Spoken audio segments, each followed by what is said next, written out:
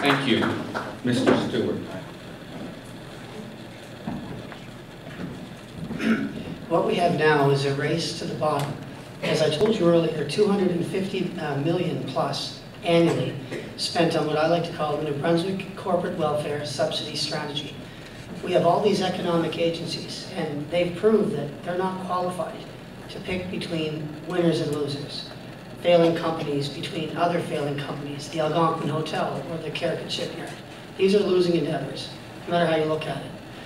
So what I would do differently, rather than funding all these agencies who have failed us for decades, I would get rid of them. I would make one, composed of a couple of businessmen and a couple of senior staff that really know this industry.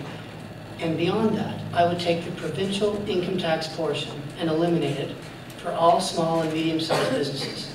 We would lose 67 million in revenue by doing it. But the first year they would create an easy 1,000 jobs, if not more. So we saved $250 million. We lost 67 million. We didn't pay for everybody else's business.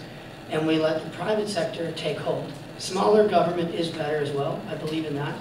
But I think that the problem with Gallant has had is he's told the people he's going to make jobs.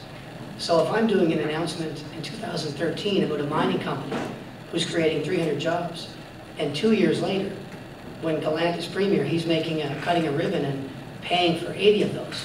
The company already paid for 300 of them in the first place. He doesn't have to fund 80 of the 300 that were already paid for by company dollars. So we have to, the best thing government could do is get out of the way. Get out of the way altogether and let private sector drive New Brunswick. Thank you.